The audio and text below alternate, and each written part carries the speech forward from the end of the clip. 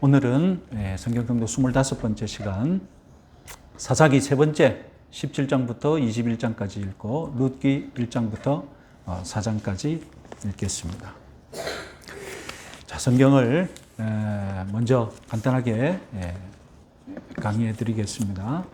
사사기 우리 크게 서론, 본론, 결론으로 나눌 수 있죠. 서론은 그때 이스라엘의 여호수아와 같은 인물이 없었다. 지도력이 망한 것을 보여주고, 본론은 그때의 사사들이 있었다.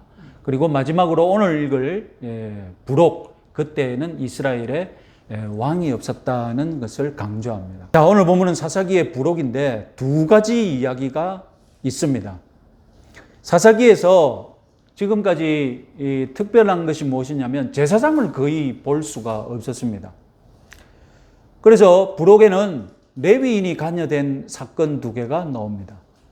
그런데 이 두 개는 모두 악한 행동을 보여줍니다.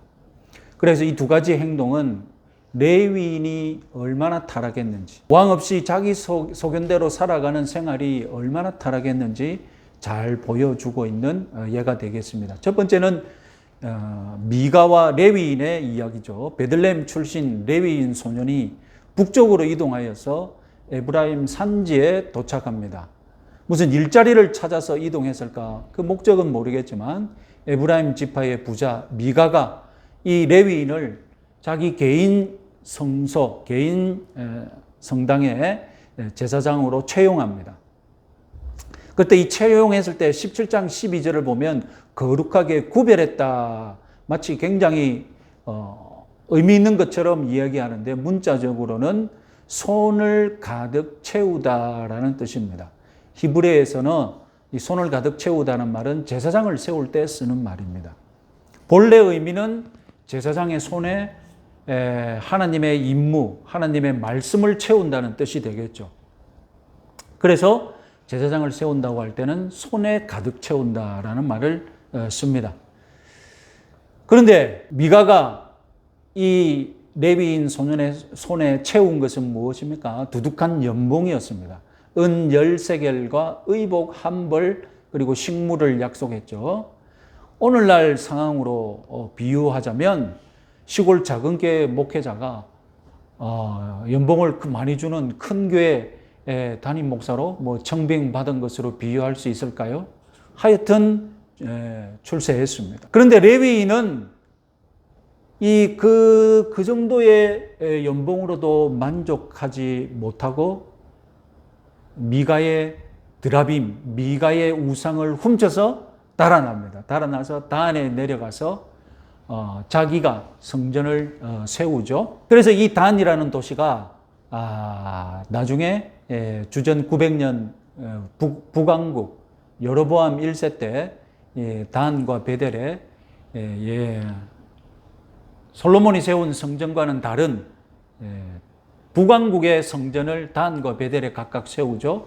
그리고 레위인이 아닌 제사장을 세웁니다. 그 안에서 금송아지 우상 숭배를 하게 되는데 바로 단의 우상 숭배가 사사기의 이 레위인이 시초가 되었다는 것입니다. 그런데 이 이야기를 마치면서 뭐라고 하느냐? 마치면서 이 레위인의 정체를 밝히는데 알고 보니 모세의 후손이에요. 모세의 후손조차 이 모양 이 꼴이었다라는 것을 이야기 맨 끝에 강조하죠. 재미있게도 읽는 독자 입장에서는 이 이야기를 잘 읽다가 맨 나중에 뒤통수를 딱 때리죠. 이 타락한 레위인이 알고 보니 모세의 후손이었다네. 자, 한 지파만의 문제가 아닙니다. 레위 지파는 이스라엘을 모두 대표하는 그런 제사장 계급이지 않습니까? 모든 지파가 다 똑같았다는 것입니다. 그래서 이 이스라엘의 계속해서 아래로 타락하는 이 수준이 급기야 최악의 상황으로 떨어지는데 그것이 바로 두 번째 부록 이야기, 레위인의 첫 이야기입니다. 베냐민 지파의 땅 기브아를 레위인의 첩이 방문을 하죠. 그런데 이 기브아의 불량배들이 레위인의 첩을 강간합니다. 그래서 다른 이스라엘 지파 사람들이 이 이야기를 듣고 베냐민 지파로 몰려들어서 죄인을 내놓으라고 하는데 죄인을 넘겨주기를 거부하죠. 그 바람에 뭐 어떻게 됩니까? 베냐민 지파와 나머지 11지파 간에 내전이 일어나게 됩니다. 그래서 이 전쟁에서 베냐민 지파는 다른 지파를 약 4만 명 이상 죽였습니다. 그리고 베냐민 지파 자신들도 2만 5천 명 죽임을 당하고 겨우 600명 살아남아서 도망합니다. 지난주에 제가 말씀드리기를 사사들이 가나안 족속들보다 이스라엘 백성들을 더 많이 죽였다는 말씀을 드린 적이 있지 않습니까? 다음 표를 한번 보실까요? 그래서 사사가 더 죽인다. 그래서 사사가 이스라엘 백성들을 더 많이 죽이는 이런 이야기를 말씀드렸습니다. 그런데 사사기가 끝나면서 무엇을 알 수 있느냐? 사사기가 끝나면서 오히려 이스라엘을 죽이는 자는 가나안 족속들이 아니라 결국 이스라엘 스스로 이스라엘 자신을 더 많이 죽이고 있다라는 것입니다. 다음 표를 봅시다. 다음 표를 보시면 이게 피해자들이고 가해자들입니다. 여기 보시면 지금 사사기에 소개되어 있는 이스라엘이 이스라엘을 더 많이 죽인다. 통계만 봐도 아비멜렉이 기드온의 70 아들들을 죽였고, 한 여인이 아비멜렉을 죽였고, 아버지 입다가 자기 딸을 죽였고, 그리고 입다가 에브라임 지파 4만 2천 명을 죽였고, 삼손은 스스로 자신을 죽였고, 오늘 부록에서 베냐민 지파가 4만 명 이상의 이스라엘을 죽였고, 그리고 이스라엘이 또 보복해서 2만 5천 명의 베냐민을 죽이고, 사사기 맨 마지막에 마지막 에피소드가 무엇이냐? 마지막 에피소드가 이스라엘 사람들이 길랏 야베스 사람들을 죽이는 이야기입니다. 결국 사사기의 혼란상은 무슨 다른 민족이 이스라엘을 괴롭히는 이야기의 겉으로는 그런 것 같은데 속은 어떻습니까? 속은 사사들이 막 죽이고 그리고 이스라엘 사람들이 이스라엘을 죽이는 내전 상황으로 끝나게 됩니다. 자, 문제는 이스라엘에 왕이 없다는 것이 아닙니다. 이스라엘이 왕이신 하나님을 섬기지 않는 것이 문제였습니다. 그래서 어떤 신학자는 이스라엘에게 필요한 것, 사사시대에 이스라엘에게 필요한 것은 영웅이 아니라 질서요, 카리스마가 아니라 인격이다. 이런 말을 남겼습니다. 그래서 사사기는 이렇게 해서 끝이 나게 되고요. 자, 다음은 룻기를 보시면 룻기는 사사기의 마지막 부분과 연결이 되는데 시대상으로나 모든 것이 연결되는데 특히 소위 베들레헴 3부작이라고 해서 사사기 마지막 우리가 부록에서 봤던 두 가지 사건이 모두 베들레헴과 연결이 되어 있거든요. 그런데 룻기의 첫 번째 이야기도 베들레헴 출신의 가족들이 이 주인공이 되는 이야기입니다. 그래서 이 베들레헴 출신의 가족이 모압으로 이동하게 되죠. 왜냐하면 베들레헴에 기근이 나서. 그런데 여기에 아이러니가 있죠. 베들레헴 뜻이 떡집입니다. 레헴. 떡집에 떡이 없어서 모압으로 이동을 한 겁니다. 그래서 두 번째 아이러니는 무엇입니까? 모압으로 이동했다는 겁니다. 태생부터 지금까지 모압 족속의 태생부터 지금까지 모압은 항상 부정적인 사건에 연루가 되었죠. 태생은 다름 아닌 롯이 자기 딸과 근친상간에서 태어난 족속이지 않습니까? 그리고 신명기 23장 3절 말씀 우리 같이 한번 읽어보겠습니다. 신명기 23장 3절 암몬 사람과 모압 사람은 여호와의 총회에 들어오지 못하리니 그들에게 속한 자는 10대뿐 아니라 영원히 여호와의 총회에 들어오지 못하리라. 왜 여호와의 총회에 영원히 들어오지 못하리라? 이 말씀을 왜 하셨느냐? 민수기 25장에 이스라엘의 남자들이 모압 여인과 먹고 마시며 음행하는 그런 일이 벌어지고 말았지 않습니까? 자, 이런 상태에서 모압의 여인이 지금 주인공이 되는 이야기가 나오는 것입니다. 자, 떡이 없는 이스라엘 백성들에게 하나님께서 떡을 주시기 위해 오셨습니다. 룻기 1장 6절을 보시면 같이 한번 읽어보시면 그 여인이 모압 지방에서 여호와께서 자기 백성들을 돌보시사 그들에게 양식을 주셨다함을 듣고 이에 두 며느리와 함께 일어나 모압 지방에서 돌아오려 하여, 우리 성경은 양식이라고 번역했는데 히브리어는 레헴, 떡입니다. 그러니까 떡이 없어서 모압으로 갔더니 하나님께서 다시 떡을 어디에 주셨습니까? 베들레헴에 주신 거예요. 이래 인생의 엇박자, 하나님의 섭리와 엇박자가 날 때가 있겠죠. 그래서 다시 떡을 찾아 베들레헴으로 돌아온 것입니다. 그래서 떡을 주시는 하나님, 떡을 주신 하나님은 누구의 모습으로 역사하십니까? 보아스는 보리를 챙겨서 나중에 룻에게 주죠. 보리가 바로 떡 재료지 않습니까? 그래서 보아스는 떡을 주시는 하나님의 상징적인 인물이 됩니다. 자, 1장 이 모압에서 베들레헴으로 돌아오는 것은 어떤 이상한 출애굽 이야기라고 볼 수 있습니다.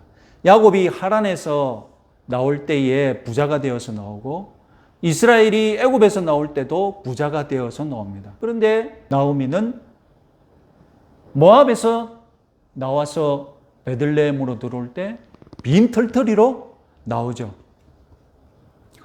빈손으로 아들도 없는 상태로 돌아오게 됩니다. 그런데 나오미의 출애굽이 그 마지막은 어떻습니까? 나오미의 출애굽의 시작은 정말로 빈궁했지만 하나님께서 베들레헴에서 정말로 풍성한 떡을 주심으로 나중에 그의 출애굽이 아주 성공적인 출애굽이 됩니다. 표를 한번 보시면, 그래서 1장과 4장을 비교해 보면 1장에는 기근이 있었지만 4장에는 풍요로움이 있고, 1장에는 불임이었지만 4장은 등남했고, 그리고 1장에서 고립되어 있지만 4장은 공동체가 있었습니다. 1장에는 죽음이 만연했지만 4장에는 새 생명이 태어나는 이야기가 나옵니다. 1장에서는 무기력했지만 4장에서는 희망이 넘치고, 1장에서는 10년이라는 세월이 이 기근과 이런 시간으로 보냈지만 4장에서는 임신, 이렇게 풍요하고 공동체의 보호 아래서 임신의 9개월을 보내는 이야기가 나오고요. 1장에서 나오미는 하나님을 가리켜서 괴롭히시는 하나님이라고 한탄은 했는데 4장에서는 복 주시는 하나님이다라고 얘기합니다. 그리고 자녀 없는 두 가부가 1장에 나왔지만 4장에서 나오미는 할머니이자 양모가 되죠. 그래서 두 양육자가 나옵니다. 모압에서 10년을 보냈죠. 그리고 4장에서는 마지막에 10세대, 10세대가 기록되어 있는 족보가 나옵니다. 그리고 장소의 이동으로 룻기를 볼 수 있습니다. 1장에서 모압으로 이주해서 베들레헴으로 돌아옵니다. 2장에서는 룻이 낮에 보아스의 밭에서 잎삭을 줍다가 보아스를 만납니다. 3장에서는 룻이 밤중에 타작마당에서 보아스를 만납니다. 그리고 4장은 베들레헴 성문이 주 무대가 됩니다. 자, 역사적인 순서에 있어서 룻기와 사무엘상은 동일한 시대를 다루고 있습니다. 그래서 사사기 룻기, 사사시대, 룻시대, 다윗시대. 그래서 룻기가 다루고 있는 것은 룻과 보아스의 사랑 이야기를 통해 다윗에게로 가는 이야기를 담고 있고요. 사무엘상은 어떻습니까? 역시 사사시대와 사무엘과 사울 시대를 통해서 다윗 시대로 가는데, 사무엘과 사울의 갈등 이야기를 통해 다윗에게로 갑니다. 그래서 위치상 룻기와 사무엘상은 똑같은 역할을 하고 있습니다. 그리고 마지막으로 10대 족보에서 보아스는 중요한 7번째 자리를 차지하고 있고, 그리고 다윗은 10번째 자리를 차지하고 있습니다. 10번째가 상징적으로 무슨 뜻일까요? 충만입니다. 충만. 왜 그럴까요? 우리 손가락이 10개 뿐이잖아요. 더 셀 손가락이 없는 거예요. 가득 찬 거예요, 가득 찬 거. 이렇게 우리 세잖아요. 이렇게 세면 더 이상 셀 게 없는 거예요. 그래서 10은 충만한 뜻하는데, 그래서 7번째 자리와 10번째 자리가 이스라엘에서 숫자 상징적으로 굉장히 중요하거든요. 보아스는 7번째, 다윗은 10번째를 차지하게 되었습니다. 자, 아까 신명기 23장 3절을 읽었지 않습니까? 핵심은 뭐였습니까?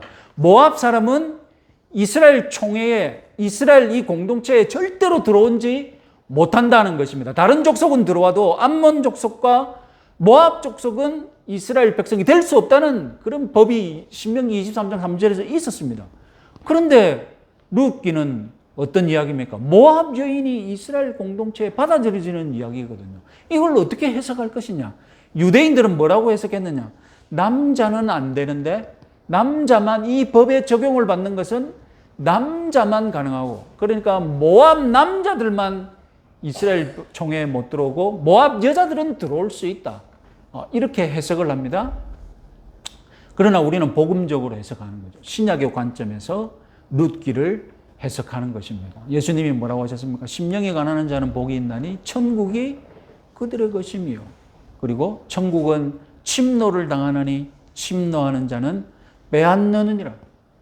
룻이 그냥 베들레헴에 들어와가지고 무엇을 빼앗은 겁니까?